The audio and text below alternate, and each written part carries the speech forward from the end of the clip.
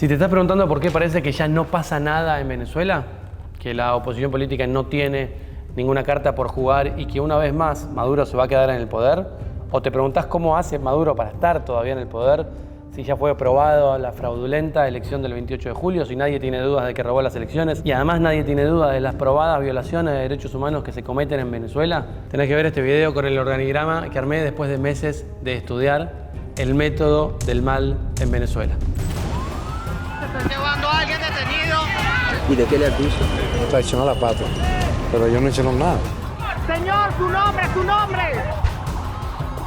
Omito tu nombre porque tengo que resolver tu identidad, obviamente. Todo, porque esto de verdad sí es de locos. Ahora sí es el momento más extraño de la vida política venezolana. Niveles de ataque a las personas que son contrarias al régimen que no tiene parangón. La situación en la República Bolivariana de Venezuela se ha convertido en una de las crisis de derechos humanos más agudas en la historia reciente del país.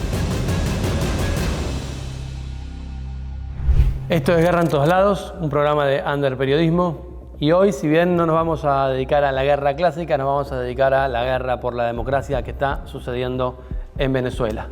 Después de mucho trabajo, juntando información, rastreando datos y personas, llegué a armar lo que yo llamo el método del mal en Venezuela, que es el método con el que Maduro desarticula la oposición política en su país. Mientras grababa este video, fue detenida en vivo, está grabada mi reacción porque estaba justamente haciendo este video, fue detenida María Corina Machado, la líder opositora de Venezuela. No, fue evidentemente interceptada. Mamadera. Bueno, acaban de secuestrar a María Corina Machado mientras estaba grabando este video sobre el método de Nicolás Maduro para desarticular a la oposición en vivo. Luego fue liberada en un confuso episodio y hoy se encuentra en libertad y todavía se está definiendo la historia de Venezuela. Ese mismo día, 9 de enero de 2025, fueron detenidas otras 20 personas, entre ellos Julio Balsa, un asesor en comunicación del equipo de María Corina Machado, a quien conocí mucho cuando estuve en Venezuela. Joaquín. Sí. ¿Cómo estás, hermano? ¿Cómo estás? Vente para acá. Estuve cubriendo las elecciones en Venezuela en 2024 y lo conocí a Julio. Gracias a él pude entrevistar a María Corina Machado en una de las caravanas de la oposición. Si sos nuevo en este canal y no conocés mi trabajo, soy Joaquín Sánchez Mariño, soy periodista, hago periodismo mayormente en terreno, trato de entender las situaciones estando en los lugares. Y en el 2024 fui a Venezuela, fui también en el 2019, pero en las elecciones del 2024 fui y estuve en Venezuela y pude lograr testimonios muy importantes para mí, por ejemplo el de María Corina Machado, este que van a ver acá. Venezuela será libre.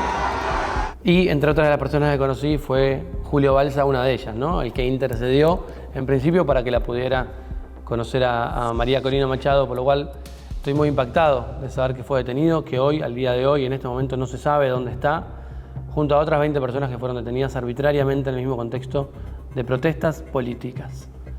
Acá voy a recorrer el camino de muchos otros que fueron detenidos, que siguen hoy desaparecidos, entre ellos Nahuel Gallo, el gendarme argentino, aunque él se enmarca en otro plan de detenciones. En este caso voy a analizar principalmente cómo Maduro ataca a la oposición política interna.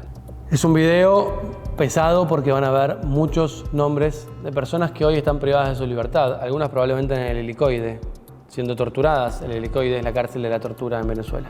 Muy importante de ver, es para mí un documento fundamental en el que pasé mucho tiempo trabajando con la ayuda de Gabriel Bastidas, un periodista venezolano muy comprometido que vive en la Argentina y que conoce muchísimo el paño político. Me ayudó a armar este rompecabezas que es la persecución política en Venezuela. También quiero agradecer a Tiziana Pascualé, que me ayudó también rastreando a más personas todavía, porque son muchísimos los presos políticos y los presos arbitrarios en Venezuela. Más de 2.000 personas están presas. De hecho, tan es así que hasta Colombia, que es bastante laxo con el régimen de Maduro, o Brasil, están denunciando que tiene que cesar la persecución política. Sin más, vamos ya mismo a entender el método del mal.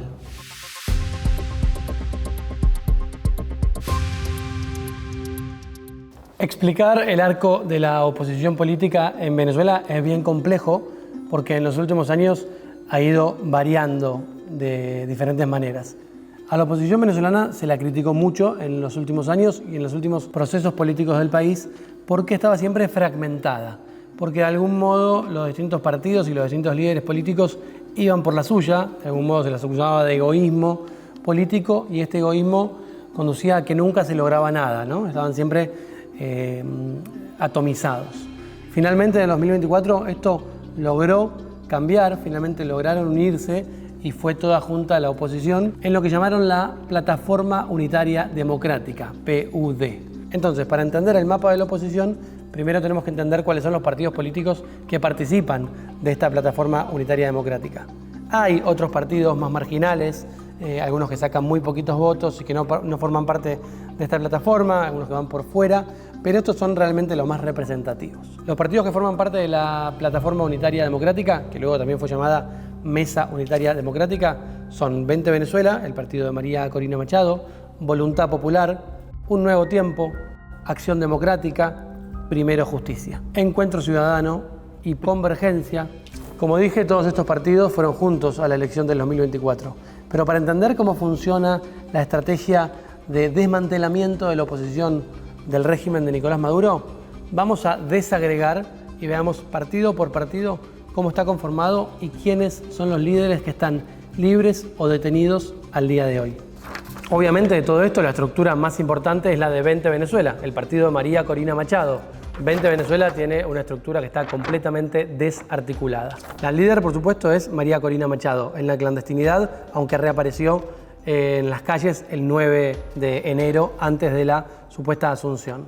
El otro líder fundamental, por supuesto, es Edmundo González Urrutia, el presidente electo de Venezuela, que fue designado por María Corina Machado. Pero el resto de la estructura de 20 Venezuela está completamente, como decía antes, desarticulada. Primero están los 6 asilados en la Embajada Argentina, ahora bajo custodio de Brasil. Son 6 de los asesores más importantes de María Corina Machado. Claudia Macero, por ejemplo, su coordinadora de comunicación, asilada en la embajada. Está Magali Meda, que es la jefa de campaña de María Corina Machado. Humberto Villalobos, que es el coordinador electoral. Y Pedro Urruchurtu, que también está asilado y que es el coordinador internacional. De ellos probablemente vemos tweets, que es todo lo que pueden hacer desde la embajada. Estos son asesores fundamentales, los más cercanos a María Corina Machado, que están asilados desde antes de la elección. Ya llevan muchos meses asilados en la embajada. Luego está Henry Alviares, que es el coordinador de la organización, que está preso. Perkins Rocha, el abogado, el apoderado del partido, preso también. Luego del triunfo de Edmundo González Urrutia, en septiembre lo buscaron, lo detuvieron y lo metieron preso. No se sabe dónde está. La coordinadora de los comanditos, los que lograron la proeza de juntar las actas, María Teresa Clavijo, está escondida. Después podemos analizar el aspecto logístico del partido, nada menor teniendo en cuenta que hay que organizar marchas y un montón de cosas que son las que vemos dentro de Venezuela. El jefe de seguridad, Milcíades Ávila, está preso. Edwin Moya, que es parte del equipo de seguridad, está preso. Gabriel González, que es parte del equipo de comunicación, está preso. Y Ricardo Albacete, que es un donante del partido, está preso. Todas estas son detenciones arbitrarias, son secuestros, no son detenciones legítimas. Sigamos ahora con la estructura regional, los representantes de los distintos estados dentro de Venezuela que son parte de 20 Venezuela. María Oropesa, vimos su detención, su secuestro en vivo a través de Instagram. Ella transmitió mientras fuerzas de seguridad estaban entrando en su casa y trataban de romper las rejas. María Oropesa, que es la coordinadora de Portuguesa, está presa. Juan Freites, coordinador de Vargas, preso. Luis Camacaro, coordinador de Yaracuy, preso. Guillermo López, coordinador de Trujillo, preso. Emil Brandt, coordinador de Barinas, preso. Omar González, coordinador de Anzoátegui, preso. Todo esto que genera que obviamente 20 Venezuela no cuenta con sus cuadros principales, con sus principales figuras a la hora de armar eventos o de armar armados políticos justamente, y tienen que quedar estas tareas en manos de subalternos, de personas con menos experiencia que están haciendo una proeza. Están trabajando y aprendiendo muchísimo, obviamente, pero no son las personas que estaban a la cabeza de los equipos. Son personas, como decía antes, con menos experiencia. Aún así, están llevando adelante esta, como dije hace un rato, esta proeza electoral primero y política después. Pero obviamente que el método funciona. Lo que intenta el gobierno de Maduro es dejar a la oposición sin equipos. De este modo es como se explica que muchos de ustedes pueden decir, che, pero la oposición ¿qué hace? ¿Por qué está tan desarticulada? ¿Por qué no opera de tal o tal manera? Bueno, porque hay un plan sistemático que así lo planeó. Cada uno de estos partidos, por supuesto, tiene sus diferentes líderes y dirigentes políticos. En Voluntad Popular, el líder más significativo, más representativo, es Freddy Superlano. Fue arrestado, fue secuestrado un día después de la elección del 28 de julio. Se presume que está en el helicoide. Roland Carreño también forma parte de Voluntad Popular, el coordinador operativo nacional. Fue secuestrado también por la dictadura. Él ya había sido secuestrado antes, fue liberado y luego fue detenido nuevamente. Roland Carreño, que es un activista y también un periodista detenido. La figura más resonante de Voluntad Popular es Leopoldo López, que está exiliado en España. Estuvo preso en Venezuela y finalmente se escapó en el 2019 y está exiliado en España. Otro partido, Primero Justicia, el partido que su líder más representativo es justamente Enrique Capriles, que está libre. Pero tienen a un referente muy importante, alcalde de Maracaibo, quien fue alcalde de Maracaibo, Rafael Ramírez, está preso. Otros representantes del partido de Primera Justicia, Julio Borges, está exiliado en España. Juan Pablo Guanipa es uno de los laderos de María Corina Machado en toda esta campaña electoral y luego el triunfo. Está libre, pero en la clandestinidad. Ya hubo videos en donde se ve que 2 veces quisieron secuestrarlo. Otro partido, Convergencia. Uno de sus líderes, Biagio Pilieri, está preso en el helicoide, la cárcel conocida por ser la cárcel de la tortura en Venezuela. Esto obviamente no es todo. A todo lo que acabo de decir se suman, por supuesto, los secuestros de cara a la Asunción. El 7 de enero detuvieron a Rafael Tuárez Bracho, el yerno de Edmundo González Urrutia, en un claro mensaje mafioso, ¿no? El marido de la hija de Edmundo González, que quedó en Venezuela, fue secuestrado. El mismo día secuestraron a Enrique Márquez, ex rector principal del Consejo Nacional Electoral, que fue candidato a presidente del 2024, perdió, aceptó la derrota y fue uno de los pocos que asistió al TSJ, al Tribunal Supremo de Justicia, el 29 de julio, luego de las denuncias de irregularidades. El TSJ llamó a los candidatos, Edmundo González no fue porque decía que lo iban a detener, Enrique Márquez sí fue. Y ahí mismo, un tipo con mucha experiencia, porque fue una de las figuras principales del Consejo Nacional Electoral, se plantó frente a las cámaras y en un evento de mucha valentía dijo: estas elecciones no fueron transparentes. Meses después, antes de la Asunción, Enrique Márquez fue detenido. Uno de los que denunció su detención, su secuestro, fue nada menos que Gustavo Petro. Gustavo Petro, presidente de Colombia, alzó su voz ante el secuestro de Enrique Márquez y dijo que su compañero, su amigo, militante también socialista, debía ser liberado, pero hasta el momento no se sabe dónde está. El mismo día fue detenido Carlos Correa, un reconocidísimo activista de los derechos humanos y también periodista, muy reconocido entre sus colegas. Hablé con una colega suya que después van a escuchar, una entrevista complicada porque en medio de un contexto complicado me pidió por favor que bluree su cara, su fondo, que cambie su voz para que no se la pueda reconocer de ningún modo, pero ella me habló de Carlos Correa, quien fue su profesor, su colega, una persona muy reconocida que también pidió por él Gustavo Petro, como decía antes. Hemos hecho notas en distintos medios a lo largo de mucho tiempo y nunca has tenido que reservar tu identidad. Es la primera vez que me pedís reservar. Sí, ¿Hay más miedo que en otros momentos? totalmente. Toda tu vida viviste en Venezuela, conoces bien. ¿Hubo en algún momento este nivel de persecución, secuestros y represión? No, nunca, nunca. Toda mi vida he vivido en Caracas, todo mi ejercicio profesional ha sido en Venezuela, con medios nacionales e internacionales, pero ni siquiera en la época de Chávez, ¿ok? Ni siquiera en la época de Chávez hubo tal nivel de represión y de criminalización de la protesta como se está viendo ahora. Y por supuesto que con Chávez hubo presos políticos, claro que los hay, está Fiuni, los policías detenidos luego de los sucesos del 11 de abril, Simonovic, en fin. Claro que hubo presos políticos y hubo una presencia del gobierno para tratar de criminalizar a estas personas, se le hicieron juicios irregulares, en fin, eso sí ocurrió. Pero es con el gobierno de Nicolás Maduro que esto se exacerba.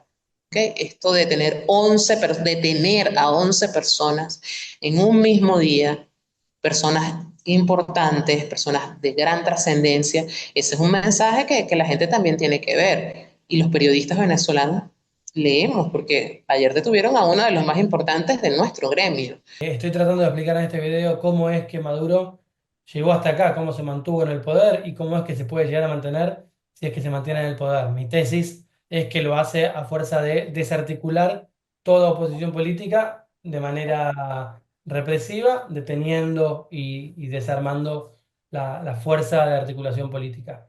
¿Cuál es tu tesis? ¿Por qué crees que Maduro llegó hasta Mira, este punto de poder? él ha logrado soportarse en qué, fíjate, tiene los poderes públicos controlados aquí. Aquí no hay disidencia de ningún tipo en los poderes públicos. Todos los controla el chavismo. O sea, la arquitectura legal de Venezuela, para quienes nos vean y no sean venezolanos, depende exclusivamente de gente servil y cercana al Partido Socialista Unido de Venezuela, gente leal al régimen de Maduro. ¿Okay? ¿Qué han hecho ellos? Sobre todo porque desde que llegó ha sido así, con las guarimbas, con todo un nivel de represión y de detención y que ha aumentado significativamente el número de presos políticos. Pero desde el 29 de julio a la fecha ha habido un nivel de detención absurdo, nunca visto, cerca de 2.000 personas. Se detuvieron personas con discapacidad, mujeres embarazadas, adolescentes, se habla de abuso sexual de hombres y mujeres, de personas que iban pasando, que no tenían nada que ver en la protesta, que venían de trabajar. El caso de un chico que fue a comprarle medicinas a su abuela y se lo llevaron preso. ¿Okay? Es un caso de un muchacho que tiene una condición, está enfermo, y este joven salió hace poco, salió hace unos 3 días, 4 días, no recuerdo. No, un poco más, antes del 31 de diciembre, pero estuvo 3 meses preso. Una aclaración pertinente que me parece muy importante hacer. Se me está haciendo muy difícil hacer este video porque cada día que termino de hacerlo, cada tarde que termino de grabar o de editar o de trabajar, hay nuevas detenciones en Venezuela. Vengo trabajando en este video desde septiembre, cuando hice mi primera entrevista y me junté con Gaby Bastidas para tratar de armar el organigrama de la oposición política que estaba detenida.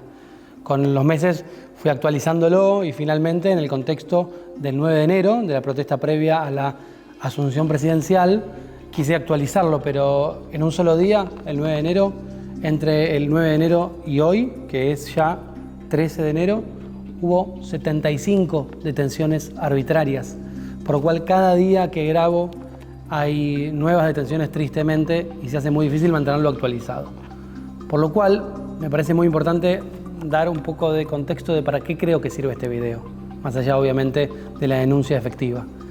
Si en 10 años, en 15 años, alguien se pregunta cómo era la Venezuela de Maduro, quiero pensar que muy humildemente este video va a servir para presentar un extracto del horror, la persecución, la represión, la tortura, la proscripción política, lo que se vivía en Venezuela, lo que se vive en Venezuela.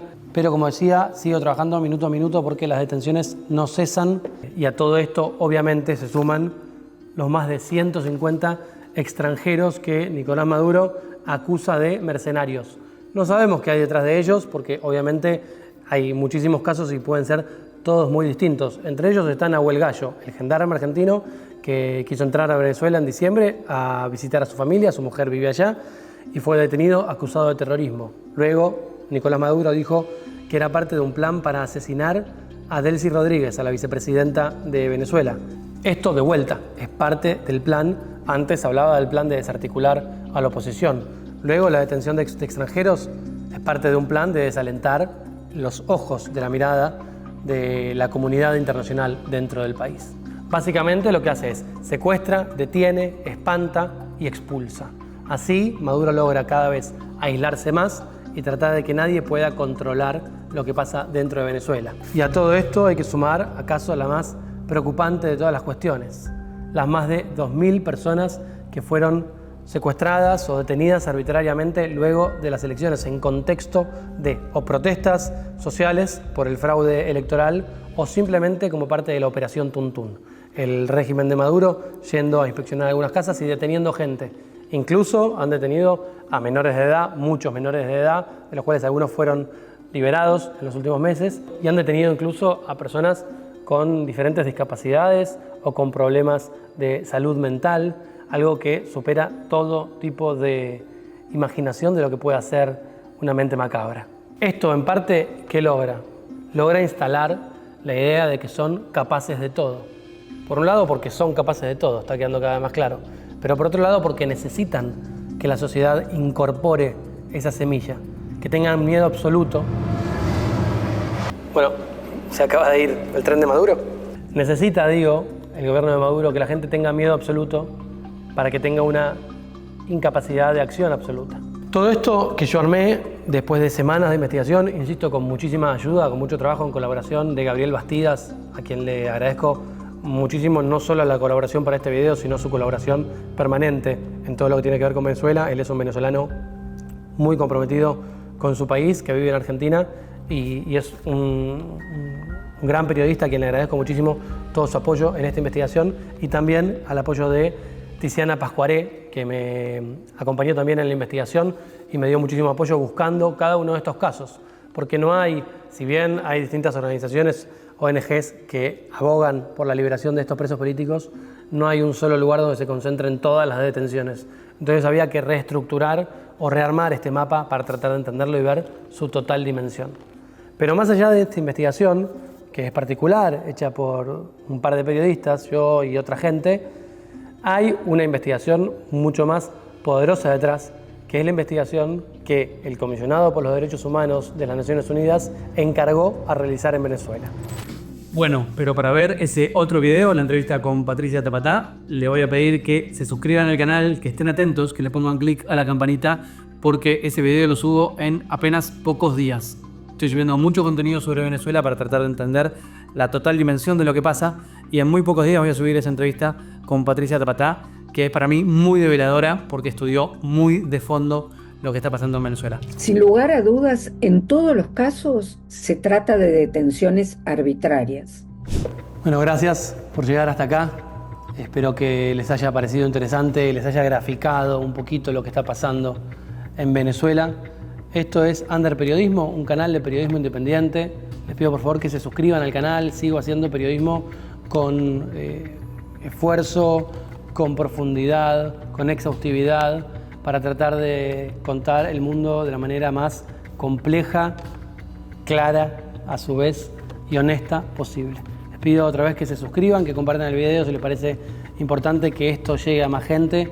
El momento de hablar por Venezuela viene siendo ya hace mucho, pero nunca más que ahora, donde el régimen está desatado, la represión está desatada, y creo que hay que dejar completamente la ideología de lado y denunciar que esto no puede seguir sucediendo.